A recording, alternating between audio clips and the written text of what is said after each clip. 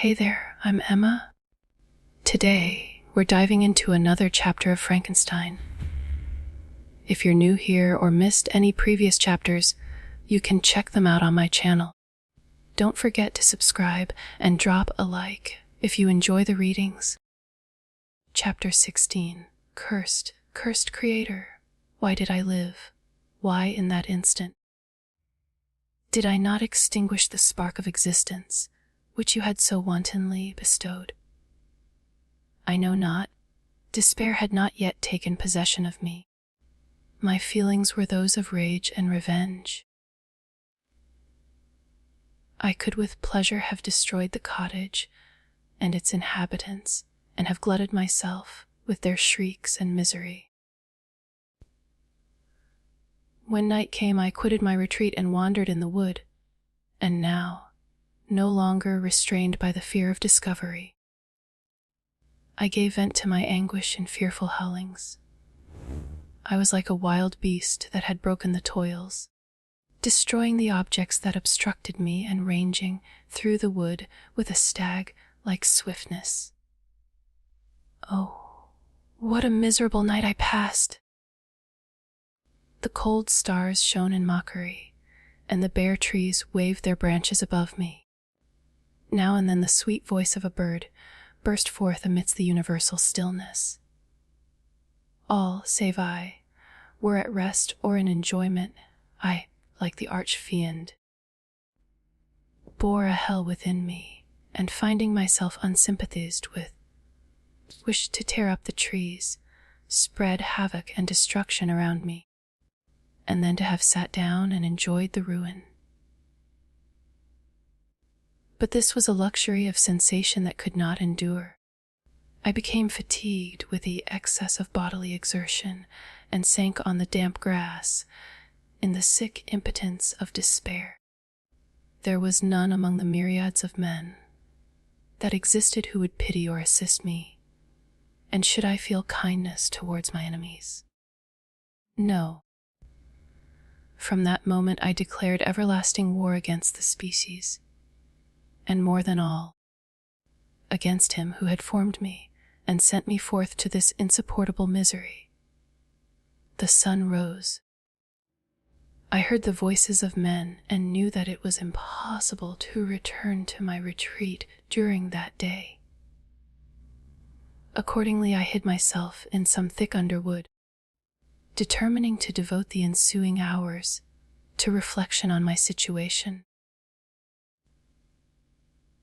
The pleasant sunshine and the pure air of day restored me to some degree of tranquility, and when I considered what had passed at the cottage, I could not help believing that I had been too hasty in my conclusions. I had certainly acted imprudently. It was apparent that my conversation had interested the father in my behalf, and I was a fool in having exposed my person to the horror of his children. I ought to have familiarized the old de Lacy to me, and by degrees to have discovered myself to the rest of his family, when they should have been prepared for my approach. But I did not believe my errors to be irretrievable, and after much consideration, I resolved to return to the cottage, seek the old man, and by my representations win him to my party. These thoughts calmed me, and in the afternoon I sank into a profound sleep, but the fever of my blood did not allow me to be visited by peaceful dreams. The horrible scene of the preceding day was forever acting before my eyes. The females were flying, and the enraged Felix tearing me from his father's feet. I awoke exhausted, and finding that it was already night, I crept forth from my hiding place and went in search of food. When my hunger was appeased, I directed my steps towards the well-known path that conducted to the cottage. All there was at peace. I crept into my hovel and remained in silent expectation of the accustomed hour when the family arose That hour passed. The sun mounted high in the heavens, but the cottagers did not appear. I trembled violently, apprehending some dreadful misfortune. The inside of the cottage was dark, and I heard no motion. I cannot describe the agony of this suspense. Presently 2 countrymen passed by, but pausing near the cottage, they entered into conversation, using violent gesticulations, but I did not understand what they said. As they spoke the language of the country, which differed from that of my protectors. Soon after, however, Felix approached with another man. I was surprised, as I knew that he had not quitted the cottage that morning, and waited anxiously to discover from his discourse the meaning of these unusual appearances. "Do you consider," said his companion to him, "that you will be obliged to pay 3 months' rent, and to lose the produce of your garden? I do not wish to take any unfair advantage, and I beg therefore that you will take some days to consider of your determination." "It is utterly useless," replied Felix. "We can never again inhabit your cottage. The life of my father is in the greatest danger, owing to the dreadful circumstance that I have related. My wife and my sister will never recover from their horror. I entreat you not to reason with me any more. Take possession of your tenement and let me fly from this place." Felix trembled violently as he said this. He and his companion entered the cottage, in which they remained for a few minutes, and then departed. I never saw any of the family of de Lacy more. I continued for the remainder of the day in my hovel, in a state of utter and stupid despair. My protectors had departed and had broken the only link that held me to the world. For the first time the feelings of revenge and hatred filled my bosom, and I did not strive to control them, but allowing myself to be borne away by the stream, I bent my mind towards injury and death. When I thought of my friends, of the mild voice of de Lacy, the gentle eyes of Agatha, and the exquisite beauty of the Arabian, these thoughts vanished, and a gush of tears somewhat soothed me. But again, when I reflected that they had spurned and deserted me, anger returned, a rage of anger, and unable to injure anything human, I turned my fury towards inanimate objects. As night advanced, I placed a variety of combustibles around the cottage, and after having destroyed every vestige of cultivation in the garden, I waited with forced impatience until the moon had sunk to commence my operations. As the night advanced, a fierce wind arose from the woods and quickly dispersed the clouds that had loitered in the heavens. The blast tore along like a mighty avalanche, and produced a kind of insanity in my spirits that burst all bounds of reason and reflection.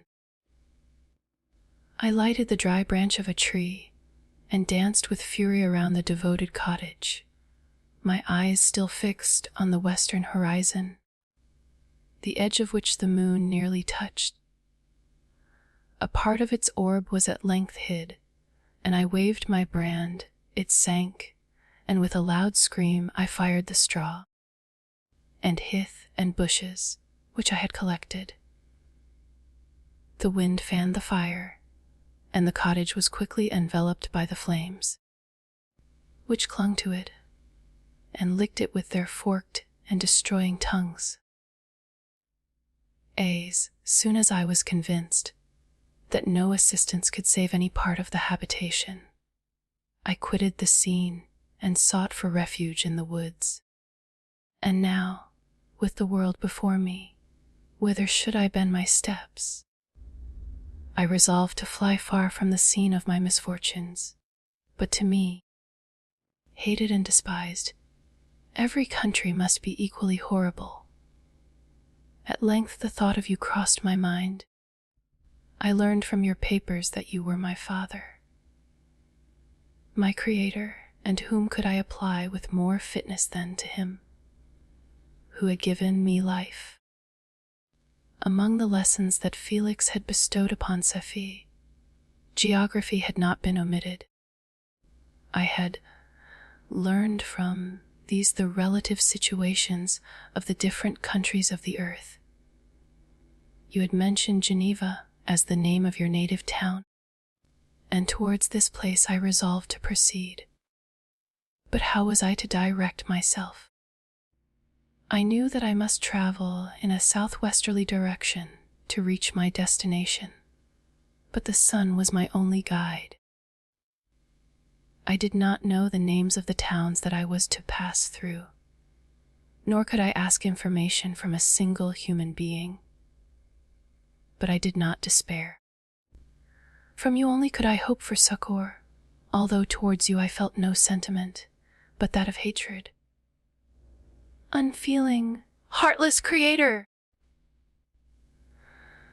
You had endowed me with perceptions and passions, and then cast me abroad an object for the scorn and horror of mankind.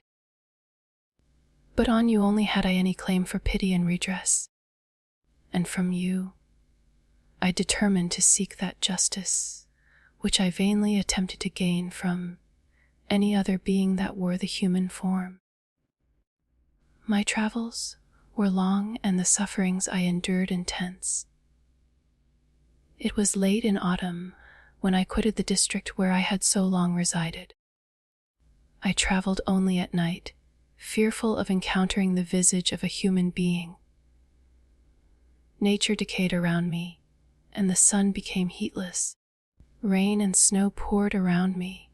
Mighty rivers were frozen. The surface of the earth was hard and chill, and bare, and I found no shelter. O earth! How often did I imprecate curses on the cause of my being? The mildness of my nature had fled, and all within me was turned to gall and bitterness. The nearer I approached to your habitation, the more deeply did I feel the spirit of revenge enkindled in my heart. Snow fell, and the waters were hardened, but I rested not. A few incidents now and then directed me, and I possessed a map of the country. But I often wandered wide from my path. The agony of my feelings allowed me no respite. No incident occurred from which my rage and misery could not extract its food. But a circumstance that happened when I arrived on the confines of Switzerland, when the sun had recovered its warmth and the earth again began to look green, confirmed in an especial manner the bitterness and horror of my feelings. I generally rested during the day and traveled only when I was secured by night from the view of man.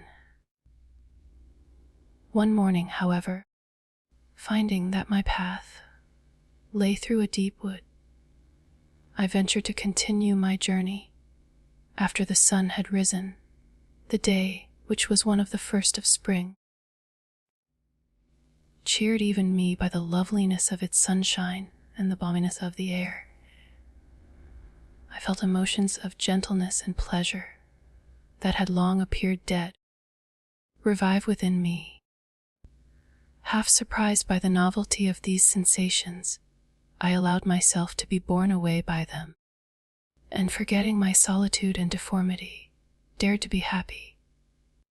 Soft tears again bedewed my cheeks, and I even raised my humid eyes with thankfulness towards the blessed sun, which bestowed such joy upon me. I continued to wind among the paths of the wood until I came to its boundary, which was skirted by a deep and rapid river. into which many of the trees bent their branches, now budding with the fresh spring. Here I paused, not exactly knowing what path to pursue, when I heard the sound of voices that induced me to conceal myself under the shade of a cypress. I was scarcely hid when a young girl came running towards the spot where I was concealed, laughing as if she ran from someone in sport. She continued her course along the precipitous sides of the river, when suddenly her foot slipped and she fell into the rapid stream. I rushed from my hiding place and with extreme labor, from the force of the current, saved her and dragged her to shore. She was senseless, and I endeavored by every means in my power to restore animation, when I was suddenly interrupted by the approach of a rustic, who was probably the person from whom she had playfully fled. On seeing me, he darted towards me, and tearing the girl from my arms, hastened towards the deeper parts of the wood.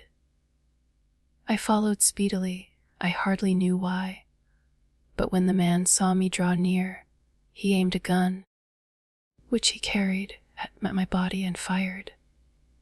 I sank to the ground, and my injurer, with increased swiftness, escaped into the wood. This was then the reward of my benevolence. I had saved a human being from destruction, and as a recompense, I now writhed under the miserable pain of a wound which shattered the flesh and bone. The feelings of kindness and gentleness which I had entertained but a few moments before gave place to hellish rage and gnashing of teeth. Inflamed by pain, I vowed eternal hatred and vengeance to all mankind. But the agony of my wound overcame me, my pulses paused, and I fainted. For some weeks I led a miserable life in the woods, endeavoring to cure the wound which I had received. The ball had entered my shoulder, and I knew not whether it had remained there or passed through. At any rate, I had no means of extracting it. My sufferings were augmented also by the oppressive sense of the injustice and ingratitude of their infliction. My daily vows rose for revenge, a deep and deadly revenge, such as would alone compensate for the outrages and anguish I had endured. After some weeks my wound healed, and I continued my journey. The labors endured were no longer to be alleviated by the bright sun or gentle breezes of spring. All joy was but a mockery which insulted my desolate state and made me feel more painfully that I was not made for the enjoyment of pleasure. But my toils now drew near a close, and in 2 months from this time I reached the environs of Geneva. It was evening when I arrived, and I retired to a hiding place among the fields that surround it to meditate in what manner I should apply to you. I was oppressed by fatigue and hunger, and far too unhappy to enjoy the gentle breezes of evening or the prospect of the sun setting behind the stupendous mountains of Jura. At this time a slight sleep relieved me from the pain of reflection, which was disturbed by the approach of a beautiful child, who came running into the recess I had chosen with all the sportiveness of infancy. Suddenly, as I gazed on him, an idea seized me that this little creature was unprejudiced and had lived too short a time to have imbibed a horror of deformity. If, therefore, I could seize him and educate him as my companion and friend, I should not be so late in this peopled earth. Urged by this impulse, I seized on the boy as he passed and drew him towards me. As soon as he beheld my form, he placed his hands before his eyes and uttered a shrill scream. I drew his hand forcibly from his face and said, "Child, what is the meaning of this? I do not intend to hurt you. Listen to me." He struggled violently. "Let me go," he cried. "Monster! Ugly wretch! You wish to eat me and tear me to pieces. You are an ogre. Let me go, or I will tell my papa. Boy, you will never see your father again. You must come with me. Hideous monster, let me go. My papa is a syndic. He is M. Frankenstein. He will punish you. You dare not keep me. Frankenstein, you belong then to my enemy, to him towards whom I have sworn eternal revenge. You shall be my first victim." The child still struggled and loaded me with epithets which carried despair to my heart. I grasped his throat to silence him, and in a moment he lay dead at my feet. I gazed on my victim, and my heart swelled with exultation and hellish triumph. Clapping my hands, I exclaimed, "I too can create desolation. My enemy is not invulnerable. This death will carry despair to him, and 1,000 other miseries shall torment and destroy him a's." I fixed my eyes on the child. I saw something glittering on his breast. I took it. It was a portrait of a most lovely woman. In spite of my malignity, it softened and attracted me. For a few moments I gazed with delight on her dark eyes, fringed by deep lashes, and her lovely lips, but presently my rage returned. I remembered that I was forever deprived of the delights that such beautiful creatures could bestow, and that she whose resemblance I contemplated would, in regarding me, have changed that air of divine benignity to one expressive of disgust and affright. Can you wonder that such thoughts transported me with rage? I only wonder that at that moment, instead of venting my sensations in exclamations and agony, I did not rush among mankind and perish in the attempt to destroy them. While I was overcome by these feelings, I left the spot where I had committed the murder, and seeking a more secluded hiding place, I entered a barn which had appeared to me to be empty. A woman was sleeping on some straw. She was young, not indeed so beautiful as her, whose portrait I held, but of an agreeable aspect and blooming in the loveliness of youth and health. Here, I thought, is one of those whose joy-imparting smiles are bestowed on all but me. And then I bent over her and whispered, "Awake, fairest. Thy lover is near, he who would give his life but to obtain one look of affection from thine eyes. My beloved, awake!" The sleeper stirred. A thrill of terror ran through me.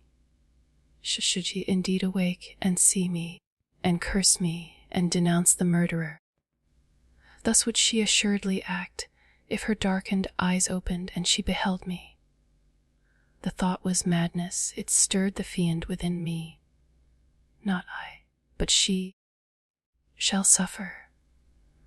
The murder I have committed because I am forever robbed of all that she could give me, she shall atone. The crime had its source in her. Be hers the punishment.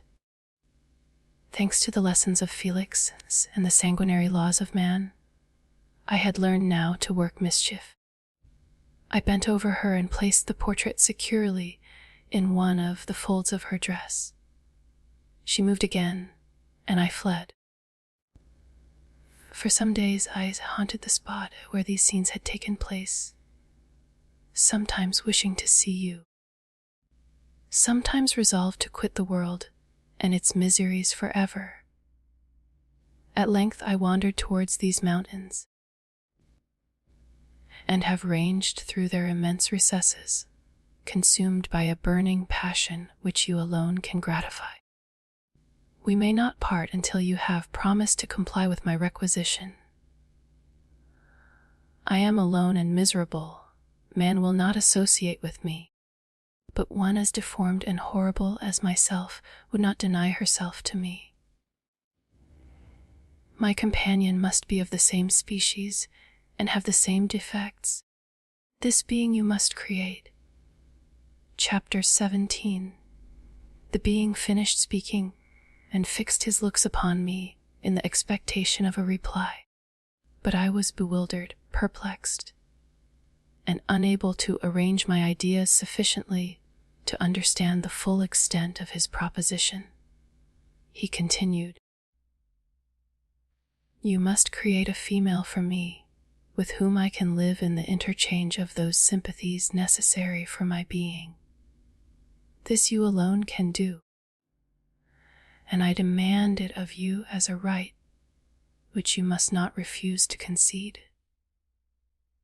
The latter part of his tale had kindled anew in me the anger that had died away while he narrated his peaceful life among the cottagers, and as he said this I could no longer suppress the rage that burned within me. "I do refuse it," I replied, "and no torture shall ever extort a consent from me. You may render me the most miserable of men, but you shall never make me base in my own eyes. Shall I create another like yourself, whose joint wickedness might desolate the world? Begone. I have answered you. You may torture me, but I will never consent." "You are in the wrong," replied the fiend, "and instead of threatening, I am content to reason with you. I am malicious because I am miserable. Am I not shunned and hated by all mankind?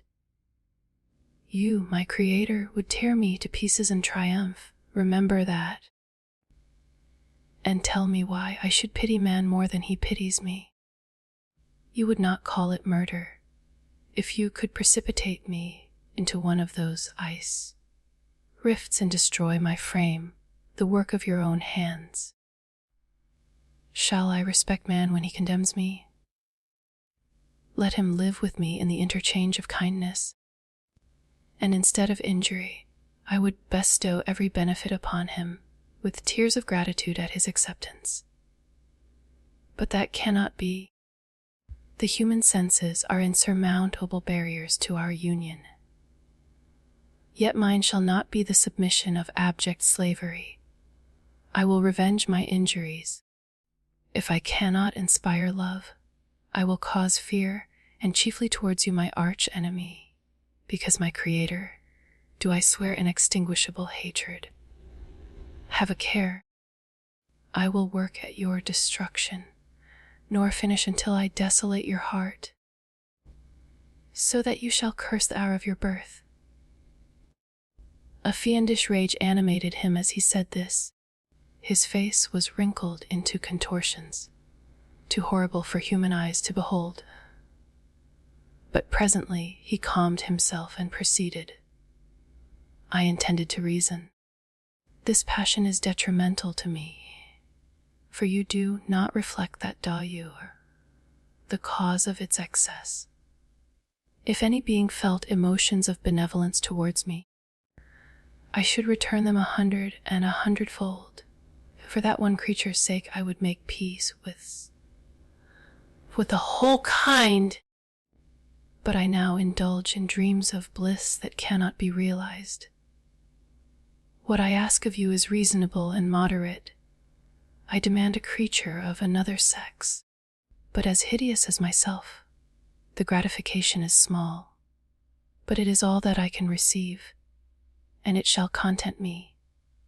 It is true, we shall be monsters, cut off from all the world, but on that account we shall be more attached to one another.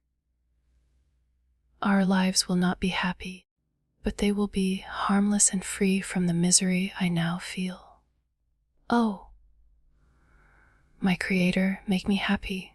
Let me feel gratitude towards you for one benefit. Let me see that I excite the sympathy of some existing thing. Do not deny me my request. I was moved. Tired. I shuddered when I thought of the possible consequences of my consent, but I felt that there was some justice in his argument. His tale and the feelings he now expressed proved him to be a creature of fine sensations. And did I not as his maker owe him all the portion of happiness that it was in my power to bestow? He saw my change of feeling and continued, "If you consent, neither you nor any other human being shall ever see us again. I will go to the vast wilds of South America. My food is not that of man. I do not destroy the lamb and the kid to glut my appetite. Acorns and berries afford me sufficient nourishment. My companion will be of the same nature as myself, and will be content with the same fare. We shall make our bed of dried leaves. The sun will shine on us as on man, and will ripen our food. The picture I present to you is peaceful and human, and you must feel that you could deny it only in the wantonness of power and cruelty. Pitiless as you have been towards me, I now see compassion in your eyes. Let me seize the favorable moment and persuade you to promise what I so ardently desire."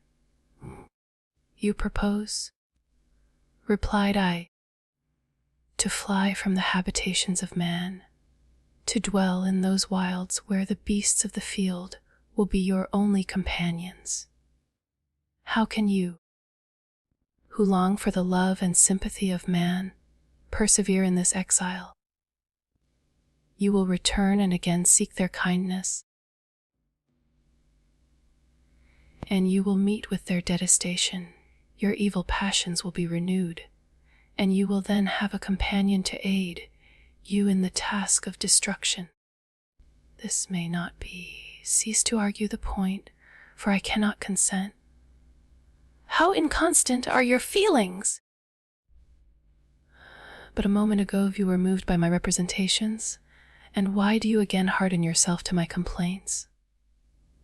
I swear to you, by the earth which I inhabit, and by you that made me, that with the companion you bestow, I will quit the neighborhood of man and dwell, as it may chance, in the most savage of places.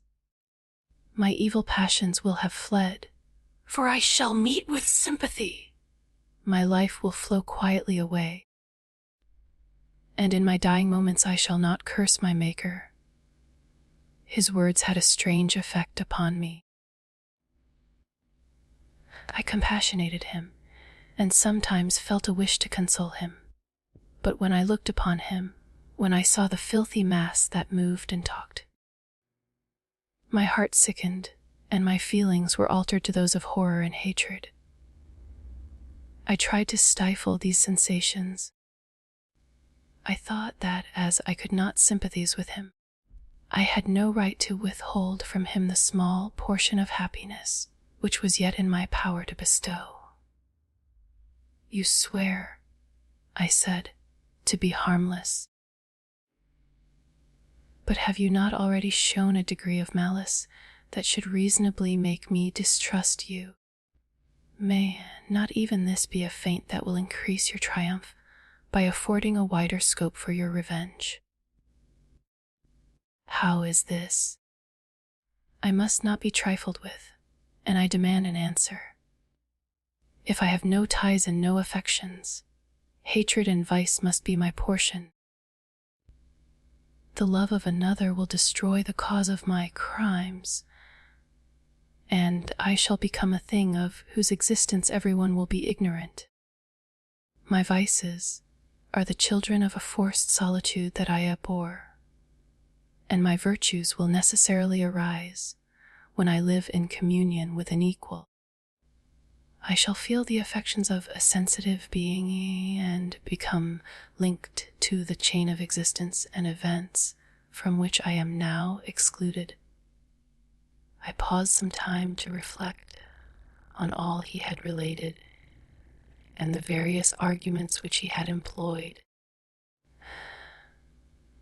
I thought of the promise of virtues which he had displayed on the opening of his existence and the subsequent blight of all kindly feeling by the loathing and scorn which his protectors had manifested towards him. His power and threats were not omitted in my calculations. A creature who could exist in the ice, caves of the glaciers, and hide himself from pursuit among the ridges of inaccessible precipices was a being possessing faculties it would be vain to cope with. After a long pause of reflection, I concluded that the justice due both to him and my fellow creatures demanded of me that I should comply with his request.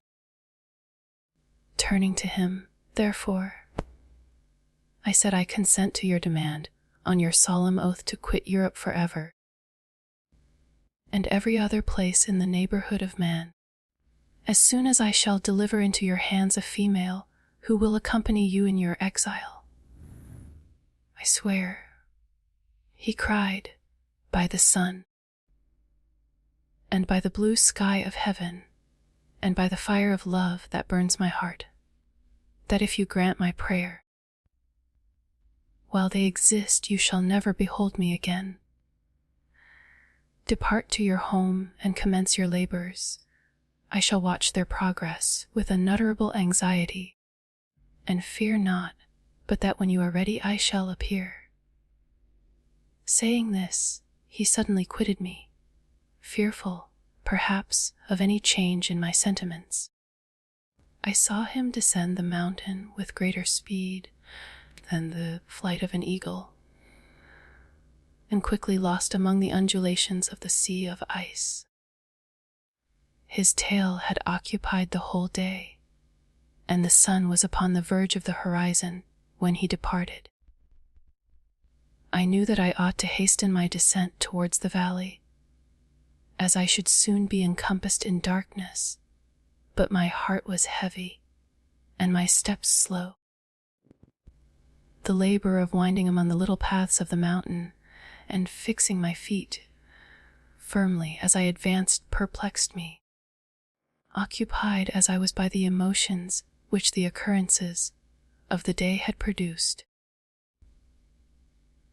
Night was far advanced when I came to the halfway resting place and seated myself beside the fountain. The stars shone at intervals as the clouds passed from over them. The dark pines rose before me. Every here and there a broken tree lay on the ground. It was a scene of wonderful solemnity and stirred strange thoughts within me. I wept bitterly, and clasping my hands in agony, I exclaimed, "Oh, stars and clouds and winds, ye are all about to mock me. If ye really pity me, crush sensation and memory. Let me become as naught, but if not, depart, and leave me in darkness." These were wild and miserable thoughts, but I cannot describe to you how the eternal twinkling of the stars weighed upon me, and how I listened to every blast of wind as if it were a dull, ugly sirocco on its way to consume me. Morning dawned before I arrived at the village of Chamonix. I took no rest, but returned immediately to Geneva. Even in my own heart, I could give no expression to my sensations. They weighed on me with a mountain's weight, and their excess destroyed my agony beneath them. Thus I returned home, and entering the house, presented myself to the family. My haggard and wild appearance awoke intense alarm, but I answered no question, scarcely did I speak. I felt as if I were placed under a ban. as if I had no right to claim their sympathies, as if never more might I enjoy companionship with them. Yet even thus I loved them to adoration, and to save them, I resolved to dedicate myself to my most abhorred task. The prospect of such an occupation made every other circumstance of existence pass before me like a dream, and that thought only had to me the reality of life. Chapter 18, day after day, week after week, passed away on my return to Geneva, and I could not collect the courage to recommence my work. I feared the vengeance of the disappointed fiend, yet I was unable to overcome my repugnance to the task which was enjoined me. I found that I could not compose a female without again devoting several months to profound study and laborious disquisition. I had heard of some discoveries having been made by an English philosopher, the knowledge of which was material to my success, and I sometimes thought of obtaining my father's consent to visit England for this purpose. But I clung to every pretense of delay and shrank from taking the first step in an undertaking whose immediate necessity began to appear less absolute to me. A change indeed had taken place in me. My health, which had hitherto declined, was now much restored, and my spirits, when unchecked by the memory of my unhappy promise, rose proportionably. My father saw this change with pleasure, and he turned his thoughts towards the best method of eradicating the remains of my melancholy, which every now and then would return by fits, and with a devouring blackness overcast the approaching sunshine. At these moments I took refuge in the most perfect solitude. I passed whole days on the lake alone in a little boat, watching the clouds and listening to the rippling of the waves, silent and listless. But the fresh air and bright sun seldom failed to restore me to some degree of composure, and on my return I met the salutations of my friends with a readier smile and a more cheerful heart. It was after my return from one of these rambles that my father, calling me aside, thus addressed me: "I am happy to remark, my dear son, that you have resumed your former pleasures and seem to be returning to yourself. And yet you are still unhappy and still avoid our society." For some time I was lost in conjecture as to the cause of this, but yesterday an idea struck me, and if it is well founded, I conjure you to avow it.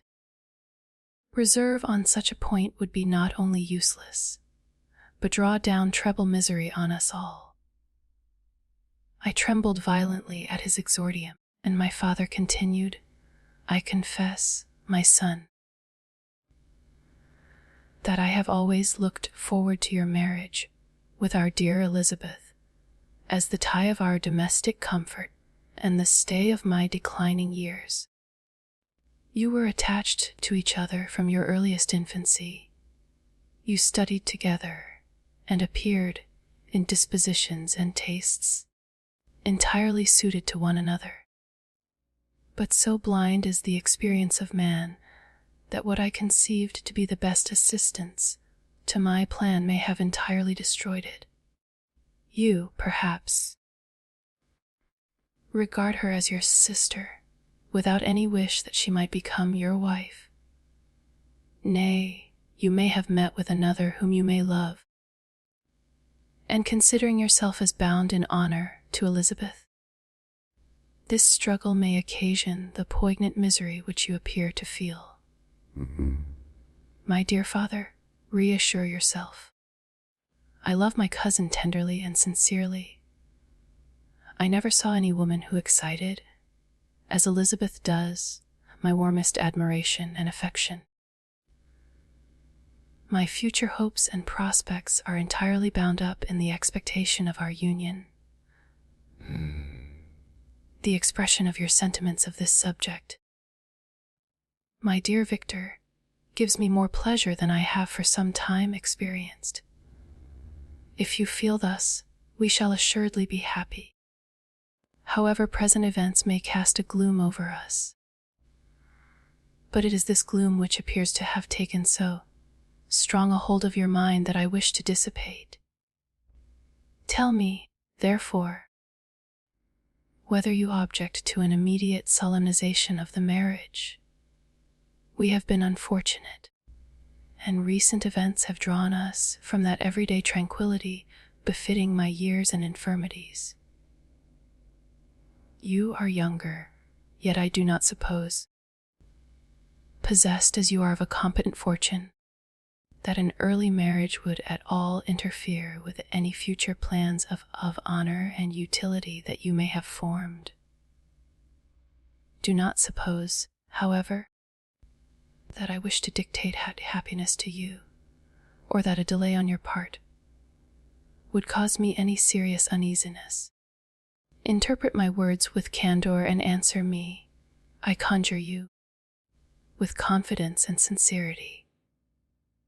I listened to my father in silence and remained for some time incapable of offering any reply. I revolved rapidly in my mind a multitude of thoughts and endeavored to arrive at some conclusion. Alas! To me, the idea of an immediate union with my Elizabeth was one of horror and dismay. I was bound by a solemn promise which I had not yet fulfilled and dared not break it. Or if I did, what manifold miseries might not impend over me and my devoted family? Could I enter into a festival with this deadly weight hanging round my neck and bowing me to the ground? I must perform my engagement and let the monster depart with his mate before I allowed myself to enjoy the delight of a union from which I expected peace. I remembered also the necessity imposed upon me of either journeying to England or entering into a long correspondence with philosophers of that country, whose knowledge and discoveries were of indispensable use to me in my present undertaking.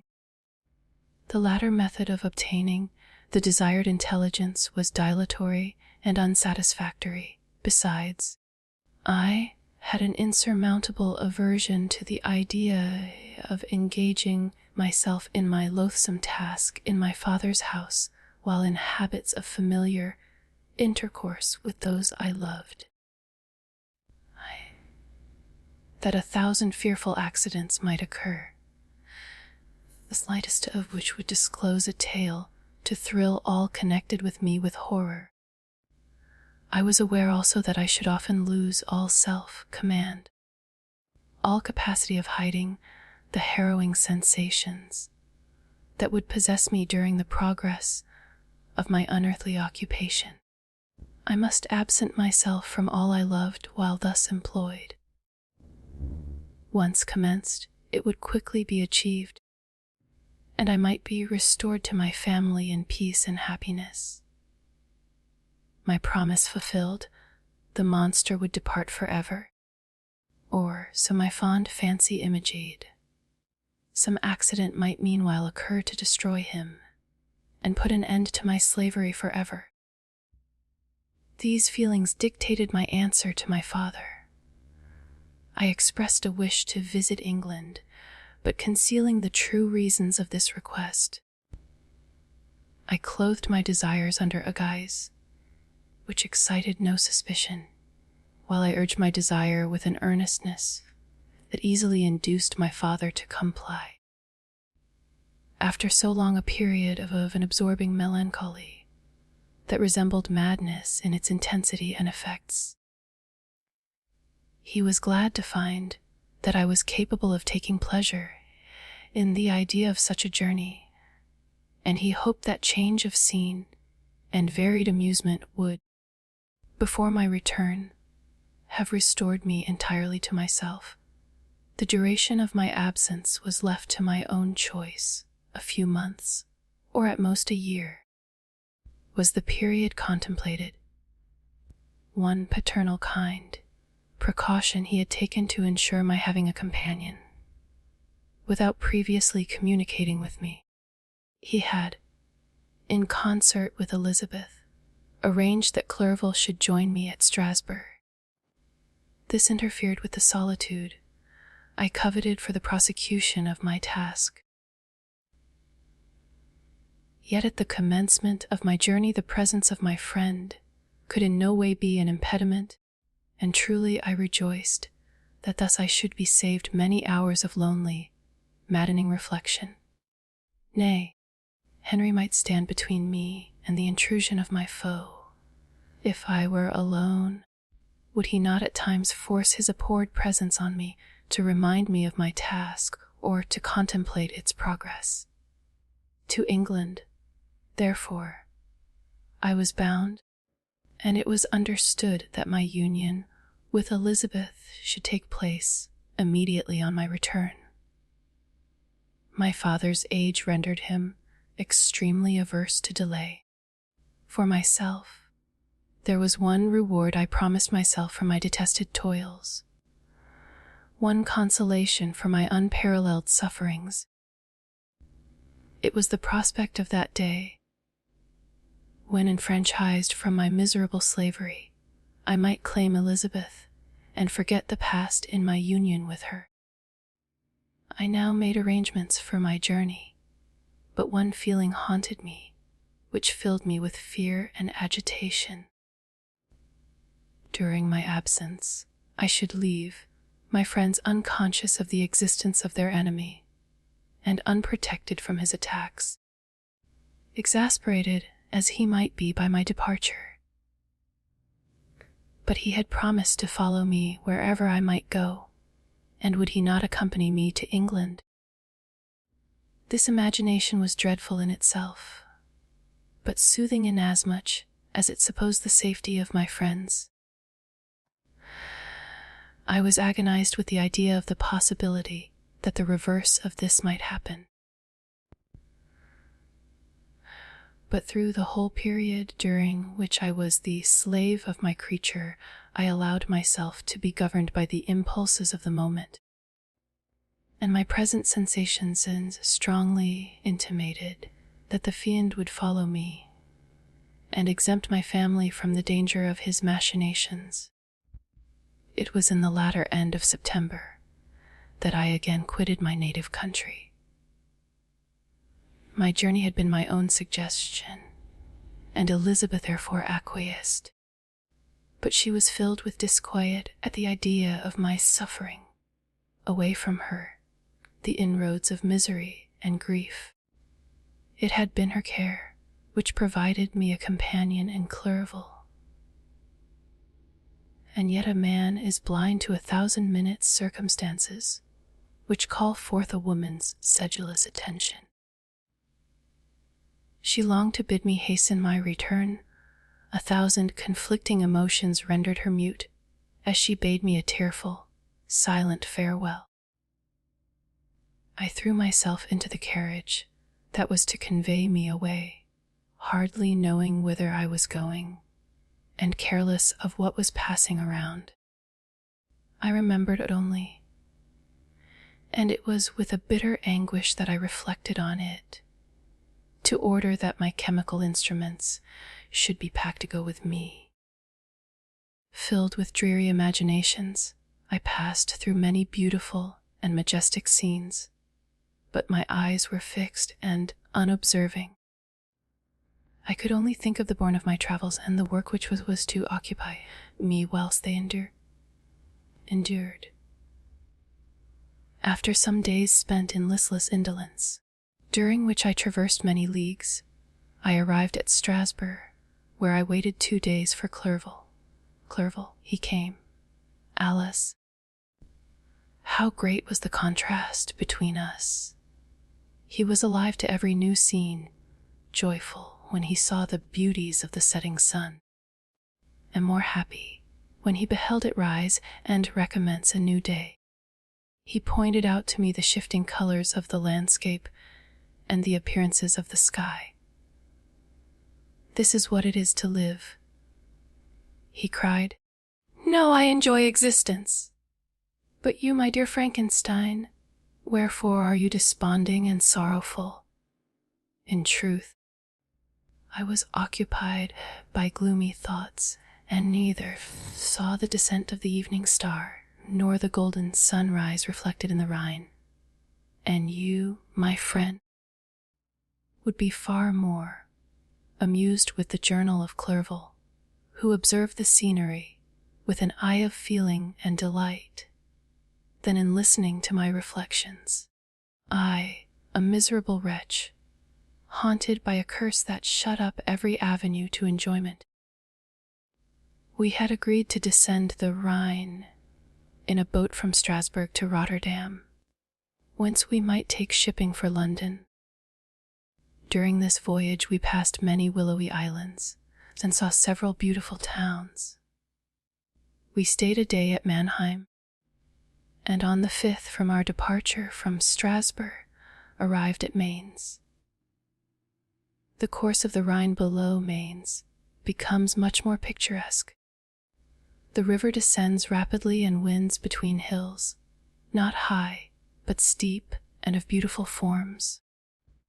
We saw many ruined castles, standing on the edges of precipices, surrounded by black woods, high and inaccessible. This part of the Rhine, indeed, presents a singularly variegated landscape. In one spot you view rugged hills, ruined castles overlooking tremendous precipices, with the dark Rhine rushing beneath, and on the sudden turn of a promontory, flourishing vineyards with green sloping banks, and a meandering river and populous towns occupy the scene. We traveled at the time of the vintage and heard the song of the laborers as we glided down the stream. Even I, depressed in mind, and my spirits continually agitated by gloomy feelings, even I was pleased. I lay at the bottom of the boat, and as I gazed on the cloudless blue sky, I seemed to drink in a tranquility to which I had long been a stranger. And if these were my sensations, who can describe those of Henry? He felt as if he had been transported to fairyland, and enjoyed a happiness seldom tasted by man. "I have seen," he said, "the most beautiful scenes of my own country. I have visited the lakes of Lucerne and Eerie, where the snowy mountains descend almost perpendicularly to the water, casting black and impenetrable shades, which would cause a gloomy and mournful appearance, were it not for the most verdant islands that relieve the eye by their gay appearance. I have seen this lake agitated by a tempest, when the wind tore up whirlwinds of water and gave you an idea of what the water spout must be on the great ocean, and the waves dash with fury the base of the mountain, where the priest and his mistress were overwhelmed by an avalanche, and where their dying voices are still said to be heard amid the pauses of the nightly wind. I have seen the mountains of Lovelace and the Pays de Vaud, but this country, Victor, pleases me more than all those wonders. The mountains of Switzerland are more majestic and strange, but there is a charm in the banks of this divine river that I never before saw equaled. Look at that castle which overhangs yon precipice, and that also on the island, almost concealed amongst the foliage of those lovely trees. And now that group of laborers coming from among their vines, and that village half hid in the recess of the mountain. Oh, Surely the spirit that inhabits and guards this place has a soul more in harmony with man than those who pile the glacier or retire to the inaccessible peaks of the mountains of our own country. Clerval, beloved friend, even now it delights me to record your words and to dwell on the praise of which you are so eminently deserving. He was a being formed in the very poetry of nature. His wild and enthusiastic imagination was chastened by the sensibility of his heart. His soul overflowed with ardent affections, and his friendship was of that devoted and wondrous nature that the worldly minded teach us to look for only in the imagination. But even human sympathies were not sufficient to satisfy his eager mind. The scenery of external nature, which others regard only with admiration, he loved with ardor.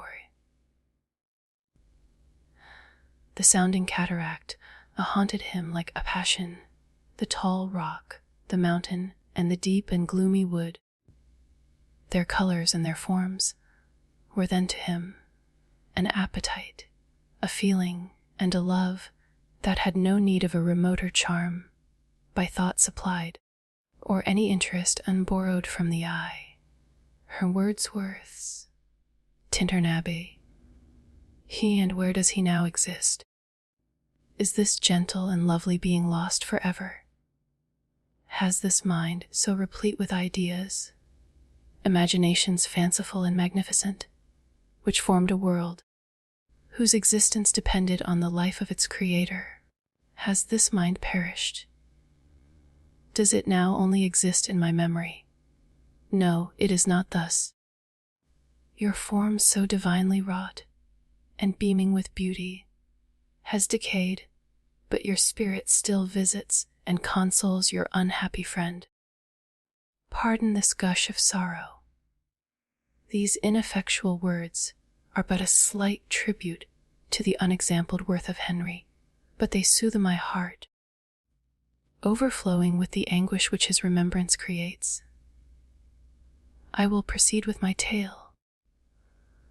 Beyond Cologne we descended to the plains of Holland, and we resolved to post the remainder of our way, for the wind was contrary and the stream of the river was too gentle to aid us. Our journey here lost the interest arising from beautiful scenery, but we arrived in a few days at Rotterdam, whence we proceeded by sea to England. It was on a clear morning, in the latter days of December, that I first saw the white cliffs of Britain. The banks of the Thames presented a new scene. They were flat but fertile, and almost every town was marked by the remembrance of some story. We saw Tilbury Fort and remembered the Spanish Armada, Gravesend, Woolwich, and Greenwich, places which I had heard of even in my country. At length we saw the numerous steeples of London, St. Paul's towering above all, and the tower famed in English history. Chapter 19 London was our present point of rest. We determined to remain several months in this wonderful and celebrated city. Clerval desired the intercourse of the men of genius and talent who flourished at this time, but this was with me a secondary object. I was principally occupied with the means of obtaining the information necessary for the completion of my promise, and quickly availed myself of the letters of introduction that I had brought with me, addressed to the most distinguished natural philosophers. If this journey had taken place during my days of study and happiness, it would have afforded me inexpressible pleasure. But a blight had come over my existence, and I only visited these people for the sake of the information they might give me on the subject in which my interest was so terribly profound. Company was irksome to me. When alone, I could fill my mind with the sights of heaven and earth. The voice of Henry soothed me, and I could thus cheat myself into a transitory peace. But busy, uninteresting, joyous faces brought back despair to my heart. I saw an insurmountable barrier placed between me and my fellow men. This barrier was sealed with the blood of William and Justine, and to reflect on the events connected with those names filled my soul with anguish. But in Clerval I saw the image of my former self. He was inquisitive and anxious to gain experience and instruction. The difference of manners which he observed was to him an inexhaustible source of instruction and amusement. He was also pursuing an object he had long had in view. His design was to visit India, in the belief that he had in his knowledge of its various languages and in the views he had taken of its society, the means of materially assisting the progress of European colonization and trade. In Britain only could he further the execution of his plan. He was forever busy, and the only check to his enjoyments was my sorrowful and dejected mind. I tried to conceal this as much as possible, that I might not debar him from the pleasures natural to one who was entering on a new scene of life, undisturbed by any care or bitter recollection. I often refused to accompany him, alleging another engagement that I might remain alone. I now also began to collect the materials necessary for my new creation, and this was to me like the torture of single drops of water continually falling on the head. Every thought that was devoted to it was an extreme anguish, and every word that I spoke in allusion to it caused my lips to quiver and my heart to palpitate. After passing some months in London, we received a letter from a person in Scotland who had formerly been our visitor at Geneva. He mentioned the beauties of his native country and asked us if those were not sufficient allurements to induce us to prolong our journey as far north as Perth, where he resided. Clerval eagerly desired to accept this invitation, and I, although I abhorred society, wished to view again mountains and streams and all the wondrous works with which nature adorns her chosen dwelling places. We had arrived in England at the beginning of October, and it was now February.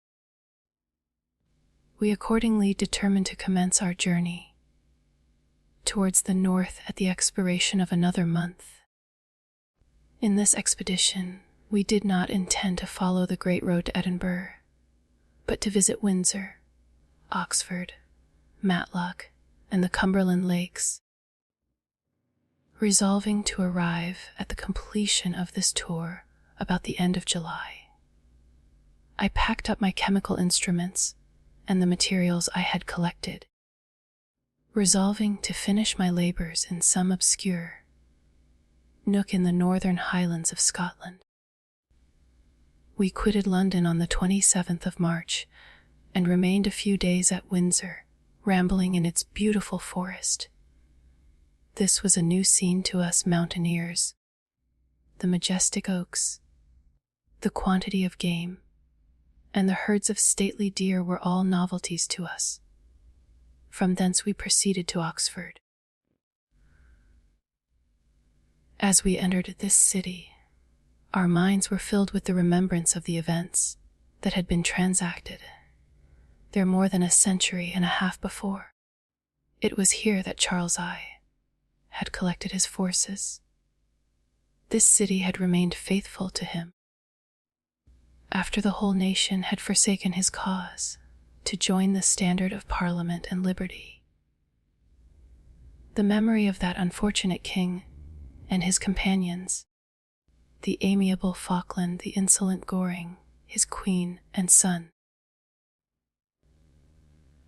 gave a peculiar interest to every part of the city which they might be supposed to have inhabited. The spirit of elder days found a dwelling here, and we delighted to trace its footsteps. If these feelings had not found an imaginary gratification, the appearance of the city had yet in itself sufficient beauty to obtain our admiration. The colleges are ancient and picturesque. The streets are almost magnificent, and the lovely Isis, which flows beside it through meadows of exquisite verdure, is spread forth into a placid expanse of waters, which reflects its majestic assemblage of towers and spires and domes embosomed among aged trees. I enjoyed this scene, and yet my enjoyment was embittered both by the memory of the past and the anticipation of the future. I was formed for peaceful happiness. During my youthful days, discontent never visited my mind, and if I was ever overcome by ennui, the sight of what is beautiful in nature, or the study of what is excellent and sublime in the productions of man, could always interest my heart and communicate elasticity to my spirits. But I am a blasted tree. The bolt has entered my soul. And I felt then that I should survive to exhibit what I shall soon cease to be, a miserable spectacle of wrecked humanity, pitiable to others and intolerable to myself. We passed a considerable period at Oxford, rambling among its environs and endeavoring to identify every spot which might relate to the most animating epoch of English history. Our little voyages of discovery were often prolonged by the successive objects that presented themselves. We visited the tomb of the illustrious Hampden and the field on which that patriot fell. For a moment my soul was elevated from its debasing and miserable fears to contemplate the divine ideas of liberty and self-sacrifice of which these sites were the monuments and the remembrancers. For an instant I dared to shake off my chains and look around me with a free and lofty spirit, but the iron had eaten into my flesh, and I sank again, trembling and hopeless, into my miserable self. We left Oxford with regret and proceeded to Matlock, which was our next place of rest.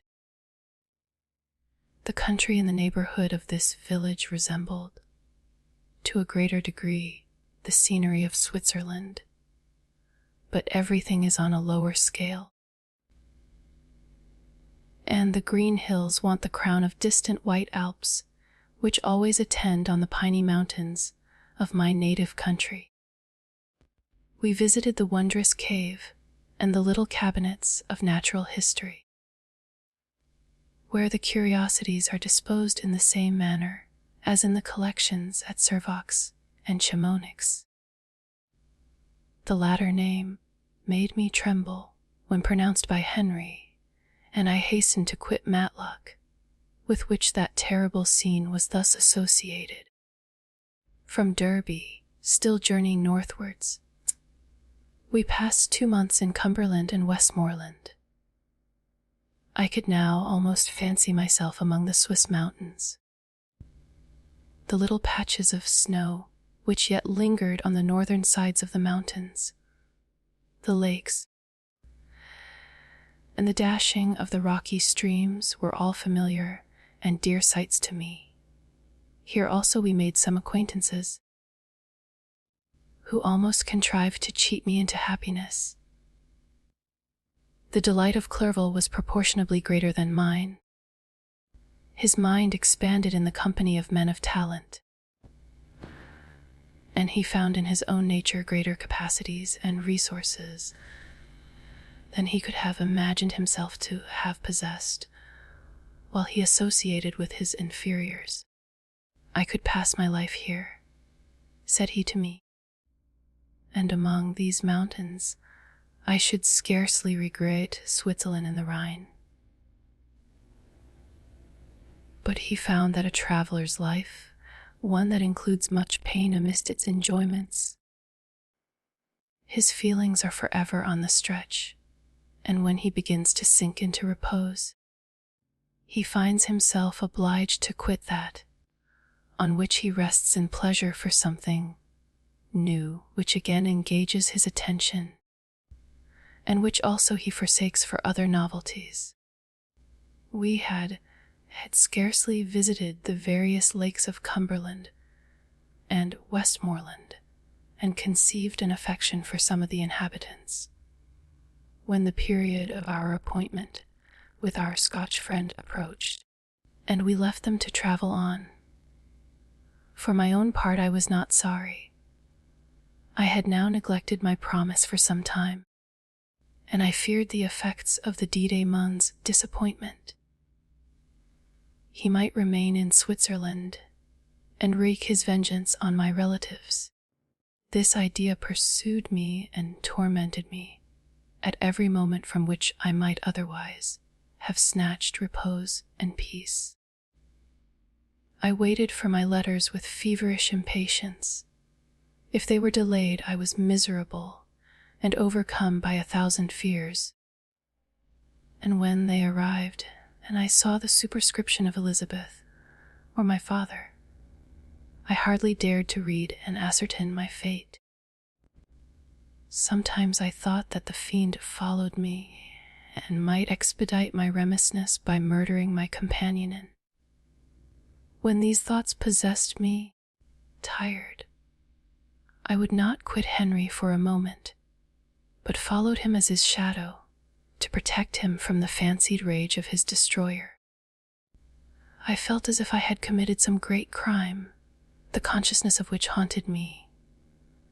I was guiltless, but I had indeed drawn down a horrible curse upon my head, as mortal as that of crime.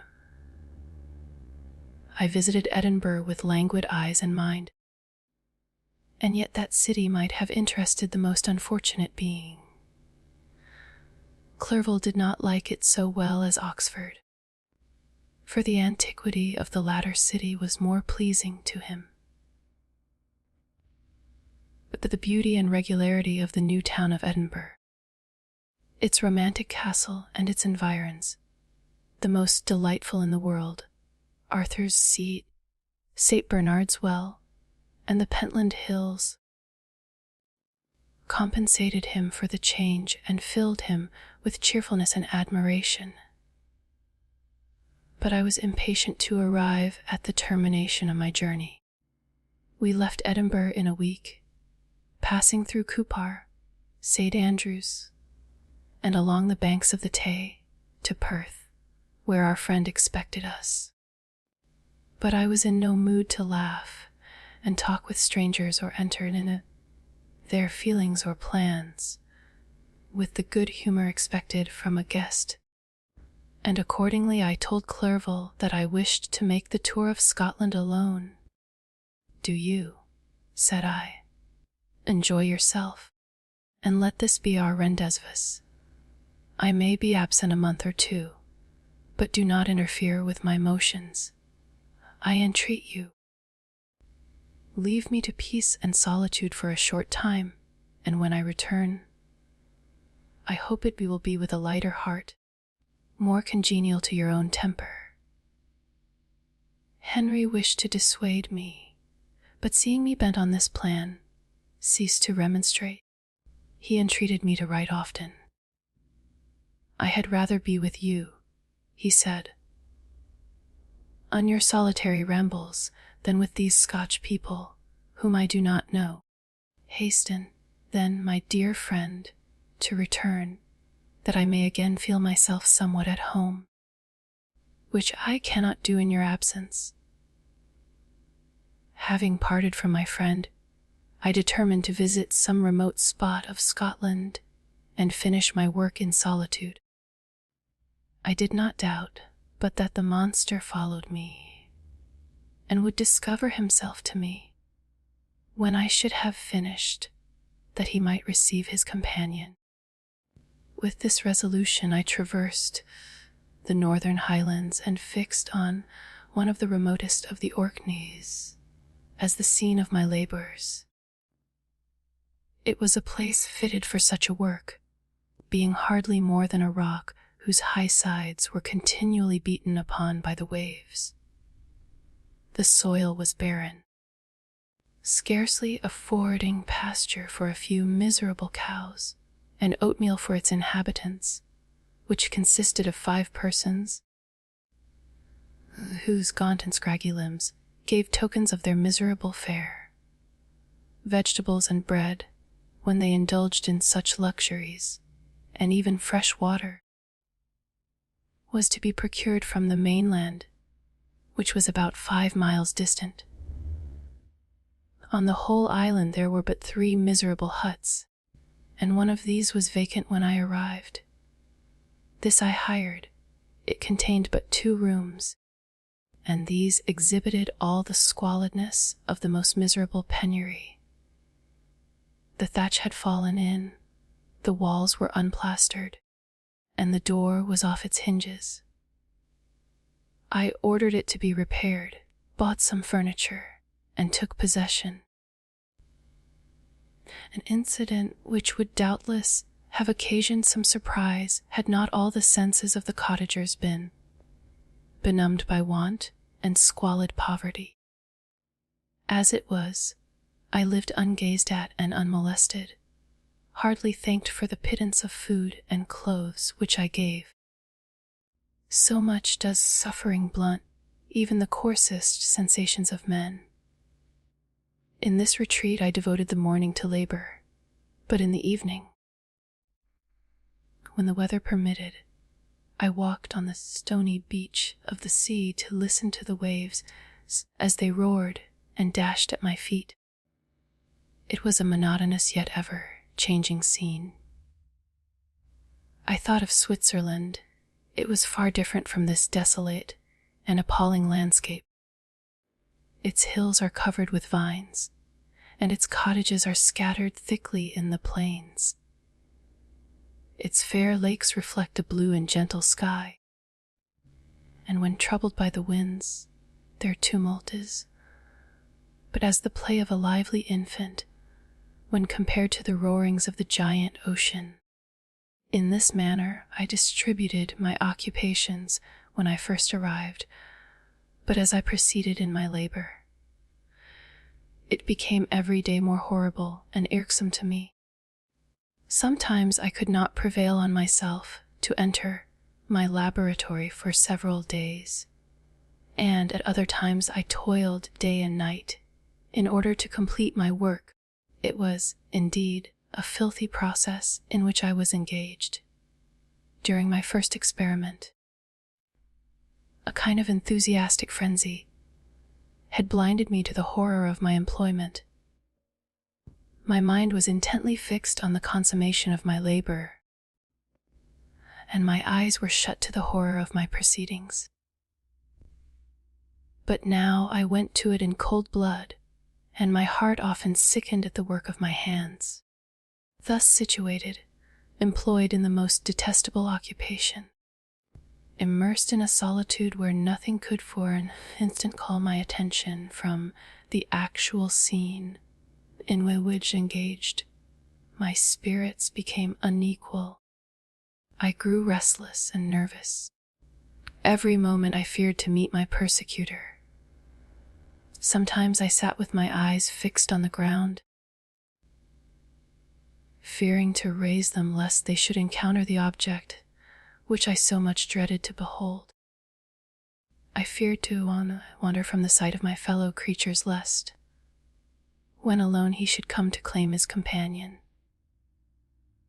In the meantime I worked on, and my labor was already considerably advanced. I looked towards its completion with a tremulous and eager hope. which I dared not trust myself to question, but which was intermixed with obscure forebodings of evil that made my heart sicken in my bosom. Chapter 20. I sat one evening in my laboratory. The sun had set, and the moon was just rising from the sea. I had not sufficient light for my employment, and I remained idle. In a pause of consideration whether I should leave my labor for the night, or hasten its conclusion by an unremitting attention to it. As I sat, a train of reflection occurred to me, which led me to consider the effects of what I was now doing. 3 years before, I was engaged in the same manner, and had created a fiend whose unparalleled barbarity had desolated my heart and filled it forever with the bitterest remorse. I was now about to form another being of whose dispositions I was alike ignorant. She might become 10,000 times more malignant than her mate and delight, for its own sake, in murder and wretchedness. He had sworn to quit the neighborhood of man and hide himself in deserts, but she had not, and she, who in all probability was to become a thinking and reasoning animal, might refuse to comply with a compact made before her creation. They might even hate each other. The creature who already lived loathed his own deformity, and might he not conceive a greater abhorrence for it when it came before his eyes in the female form? She also might turn with disgust from him to the superior beauty of man. She might quit him, and he be again alone, exasperated by the fresh provocation of being deserted by one of his own species. Even if they were to leave Europe and inhabit the deserts of the New World. Yet one of the first results of those sympathies for which the Detail Mon thirsted would be children, and a race of devils would be propagated upon the earth who might make the very existence of the species of man a condition precarious and full of terror. Had I right, for my own benefit, to inflict this curse upon everlasting generations? I had before been moved by the sophisms of the being I had created. I had been struck senseless by his fiendish threats, but now, for the first time, the wickedness of my promise burst upon me. I shuddered to think that future ages might curse me as their pest, whose selfishness had not hesitated to buy its own peace at the price, perhaps, of the existence of the whole human race. I trembled and my heart failed within me, when, on looking up, I saw by the light of the moon the Didi-mon at the casement. A ghastly grin wrinkled his lips as he gazed on me, where I sat fulfilling the task which he had allotted to me. Yes, he had followed me in my travels. He had loitered in forests, hid himself in caves, or taken refuge in wide and desert heaths, and he now came to mark my progress and claim the fulfillment of my promise. As I looked on him, his countenance expressed the utmost extent of malice and treachery. I thought with a sensation of madness on my promise of creating another like to him, and trembling with passion, tore to pieces the thing on which I was engaged. The wretch saw me destroy the creature on whose future existence he depended for happiness, and with a howl of devilish despair and revenge withdrew.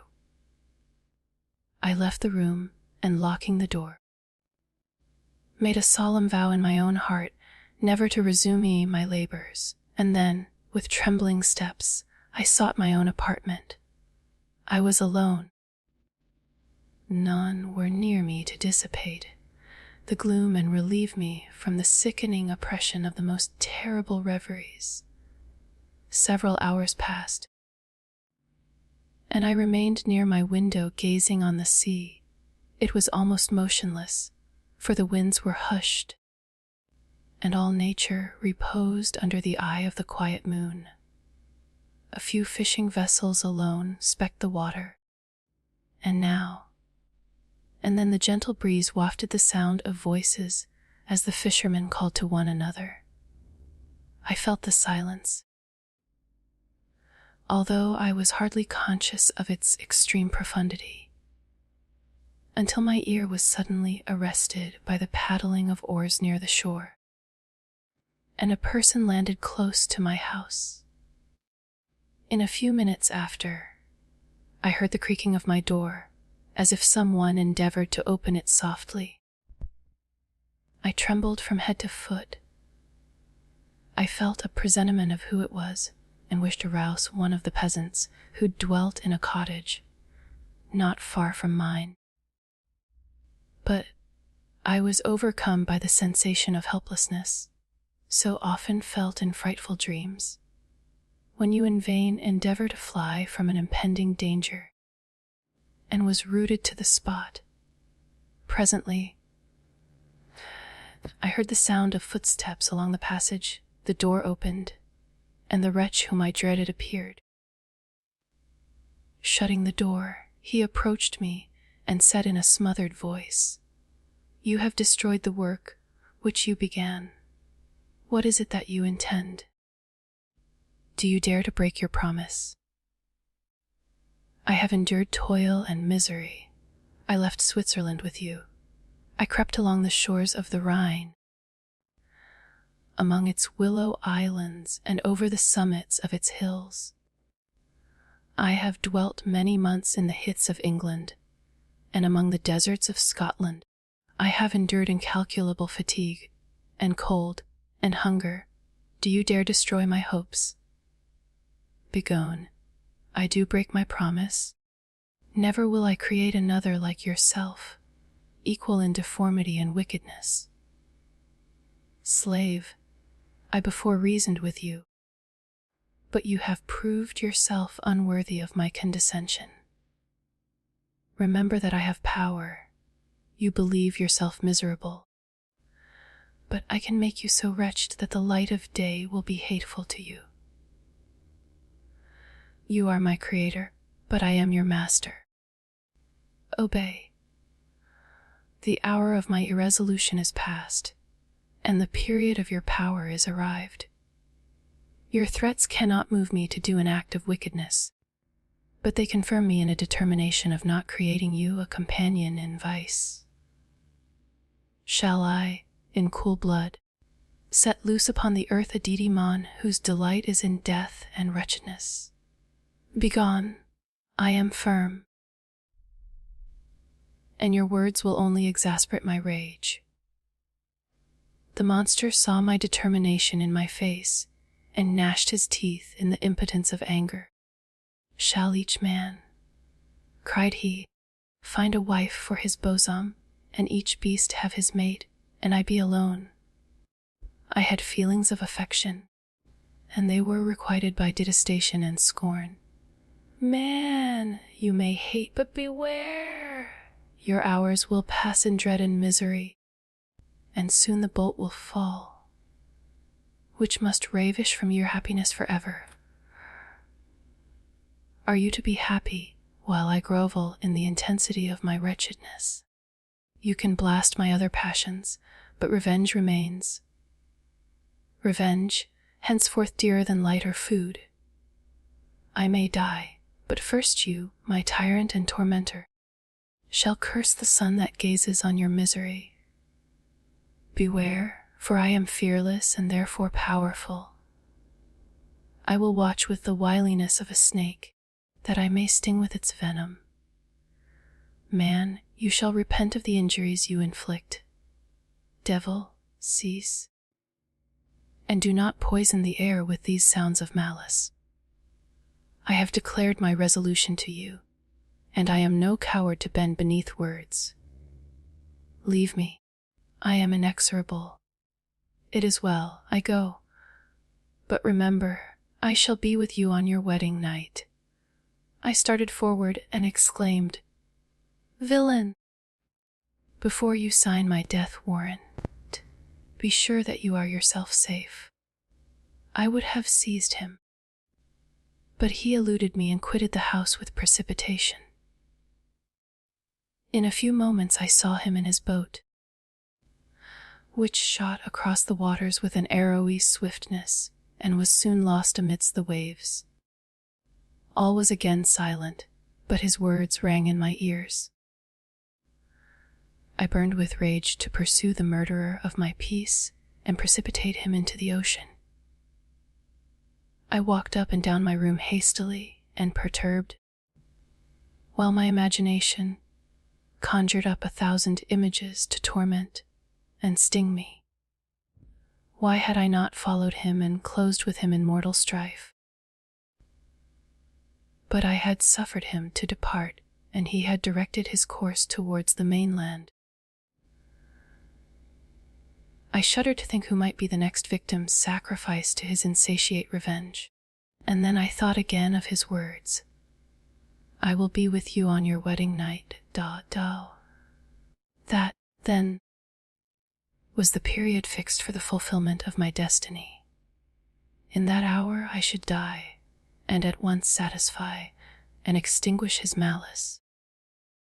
The prospect did not move me to fear. Yet when I thought of my beloved Elizabeth, of her tears and endless sorrow, when she should find her lover so barbarously snatched from her, tears, the first I had shed for many months, streamed from my eyes, and I resolved not to fall before my enemy without a bitter struggle. The night passed away, and the sun rose from the ocean. My feelings became calmer, if it may be called calmness, when the violence of rage sinks into the depths of despair. I left the house. The horrid scene of the last night's contention, and walked on the beach of the sea, which I almost regarded as an insuperable barrier between me and my fellow creatures. Nay, a wish that such should prove the fact stole across me. I desired that I might pass my life on that barren rock, warily, it is true, but uninterrupted by any sudden shock of misery. If I returned, it was to be sacrificed or to see those whom I most loved die, under the grasp of a démon whom I had myself created. I walked about the isle like a restless spectre, separated from all it loved and miserable in the separation. When it became noon, and the sun rose higher, I lay down on the grass and was overpowered by a deep sleep. I had been awake the whole of the preceding night. My nerves were agitated, and my eyes inflamed by watching and misery. The sleep into which I now sank refreshed me, and when I awoke, I again felt as if I belonged to a race of human beings like myself, and I began to reflect upon what had passed with greater composure. Yet still the words of the fiend rang in my ears like a death knell. They appeared like a dream, yet distinct and oppressive as a reality. The sun had far descended, and I still sat on the shore, satisfying my appetite, which had become ravenous, with an oaten cake, when I saw a fishing boat land close to me, and one of the men brought me a packet. It contained letters from Geneva and one from Clerval entreating me to join him. He said that he was wearing away his time fruitlessly, where he was, that letters from the friends he had formed in London desired his return to complete the negotiation they had entered into for his Indian enterprise. He could not any longer delay his departure, but as his journey to London might be followed, even sooner than he now conjectured, by his longer voyage, he entreated me to bestow as much of my society on him as I could spare. He besought me, therefore, to leave my solitary isle and to meet him at Perth, that we might proceed southwards together. This letter in a degree recalled me to life, and I determined to quit my island at the expiration of 2 days. Yet, before I departed, there was a task to perform on which I shuddered to reflect. I must pack up my chemical instruments, and for that purpose I must enter the room which had been the scene of my odious work, and I must handle those utensils the sight of which was sickening to me. The next morning, at daybreak, I summoned sufficient courage and unlocked the door of my laboratory. The remains of the half-finished creature, whom I had destroyed, lay scattered on the floor, and I almost felt as if I had mangled the living flesh of a human being. I paused to collect myself and then entered the chamber. With trembling hand I conveyed the instruments out of the room, but I reflected that I ought not to leave the relics of my work to excite the horror and suspicion of the peasants, and I accordingly put them into a basket with a great quantity of stones and laying them up, determined to throw them into the sea that very night. And in the meantime I sat upon the beach employed in cleaning and arranging my chemical apparatus. Nothing could be more complete than the alteration that had taken place in my feelings since the night of the appearance of the D-Day man. I had before regarded my promise with a gloomy despair as a thing that, with whatever consequences, must be fulfilled. But I now felt as if a film had been taken from before my eyes, and that I for the first time saw clearly. The idea of renewing my labors did not for one instant occur to me. The threat I had heard weighed on my thoughts,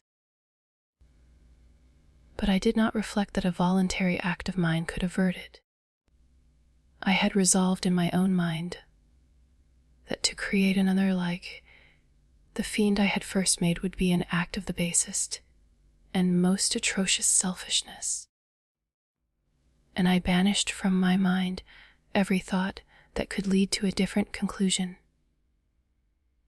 Between 2 and 3 in the morning the moon rose, and I then, putting my basket aboard a little skiff, sailed out about 4 miles from the shore. The scene was perfectly solitary. A few boats were returning towards land, but I sailed away from them. I felt as if I was about the commission of a dreadful crime, and avoided with shudder anxiety any encounter with my fellow creatures. At one time the moon, which had before been clear, was suddenly overspread by a thick cloud, and I took advantage of the moment of darkness and cast my basket into the sea. I listened to the gurgling sound as it sank and then sailed away from the spot. The sky became clouded, but the air was pure. Although chilled by the northeast breeze that was then rising, but it refreshed me and filled me with such agreeable sensations that I resolved to prolong my stay on the water, and fixing the rudder in a direct position, stretched myself at the bottom of the boat. Clouds hid the moon, everything was obscure, and I heard only the sound of the boat as its keel cut through the waves. The murmur lulled me, and in a short time I slept soundly. I do not know how long I remained in this situation, but when I awoke, I found that the sun had already mounted considerably. The wind was high, and the waves continually threatened the safety of my little skiff. I found that the wind was northeast and must have driven me far from the coast from which I had embarked. I endeavored to change my course, but quickly found that if I again made the attempt, the boat would be instantly filled with water. Thus situated, my only resource was to drive before the wind. I confess that I felt a few sensations of terror. I had no compass with me, and was so slenderly acquainted with the geography of this part of the world that the sun was of little benefit to me. I might be driven into the wide Atlantic and feel all the tortures of starvation, or be swallowed up in the immeasurable waters that roared and buffeted around me. I had already been out many hours and felt the torment of a burning thirst, a prelude to my other sufferings. I looked on the heavens, which were covered by clouds that flew before the wind, only to be replaced by others. I looked upon the sea. It was to be my grave. The end. I exclaimed, "Your task is already fulfilled." I thought of Elizabeth, of my father, and of Clerval, all left behind, on whom the monster might satisfy his sanguinary and merciless passions. This idea plunged me into a reverie so despairing and frightful that even now, when the scene is on the point of closing before me forever, I shudder to reflect on it. Some hours passed thus, but by degrees, as the sun declined towards the horizon, the wind died away into a gentle breeze, and the sea became free from breakers. But these gave place to a heavy swell. I felt sick and hardly able to hold the rudder, when suddenly I saw a line of high land towards the south. Almost spent as I was by fatigue and the dreadful suspense I endured for several hours, this sudden certainty of life rushed like a flood of warm joy to my heart, and tears gushed from my eyes. How mutable are our feelings, and how strange is that clinging love we have of life, even in the excess of misery. I constructed another sail with a part of my dress and eagerly steered my course towards the land. It had a wild and rocky appearance, but as I approached nearer, I easily perceived the traces of cultivation. I saw vessels near the shore and found myself suddenly transported back to the neighborhood of civilized man. I carefully traced the windings of the land and hailed a steeple which I at length saw issuing from behind a small promontory.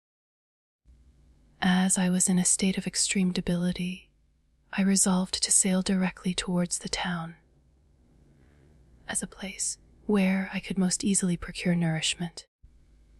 Fortunately, I had money with me. As I turned the promontory, I perceived a small, neat town and a good harbor, which I entered, my heart bounding with joy at my unexpected escape. As I was occupied in fixing the boat and arranging the sails, several people crowded towards the spot. They seemed much surprised at my appearance, but instead of offering me any assistance, whispered together with gestures that at any other time might have produced in me a slight sensation of alarm. As it was, I merely remarked that they spoke English, and I therefore addressed them in that language. "My good friends," said I, "will you be so kind as to tell me the name of this town and inform me where I am?" "You will know that soon enough," replied a man with a hoarse voice. "Maybe you are come to a place that will not prove much to your taste, but you will not be consulted as to your quarters, I promise you." I was exceedingly surprised on receiving so rude an answer from a stranger, and I was also disconcerted on perceiving the frowning and angry countenances of his companions. "Why do you answer me so roughly?" I replied. "Surely it is not the custom of Englishmen to receive strangers so inhospitably." "I do not know," said the man, "what the custom of the English may be, but is the custom of the Irish to hate villains." A while this strange dialogue continued, I perceived the crowd rapidly increase. Their faces expressed a mixture of curiosity and anger, which annoyed and in some degree alarmed me. I inquired the way to the inn, but no one replied. I then moved forward, and a murmuring sound arose from the crowd as they followed and surrounded me, when an ill-looking man approaching tapped me on the shoulder and said, "Come, you must follow me to Mr. Kerwin's to give an account of yourself." "Who is Mr. Kerwin? Why am I to give an account of myself? Is not this a free country?" Sir, free enough for honest folks. Mr. Kerwin is a magistrate." "And you are to give an account of the death of a gentleman who was found murdered here last night." This answer startled me, but I presently recovered myself. I was innocent, that could easily be proved. Tired, accordingly I followed my conductor in silence and was led to one of the best houses in the town. I was ready to sink from fatigue and hunger, but being surrounded by a crowd, I thought it politic to rouse all my strength, that no physical debility might be construed into apprehension or conscious guilt. Little did I then expect the calamity that was in a few moments to overwhelm me and extinguish in horror and despair all fear of ignominy or death. I must pause here, for it requires all my fortitude to recall the memory of the frightful events which I am about to relate in proper detail to my recollection.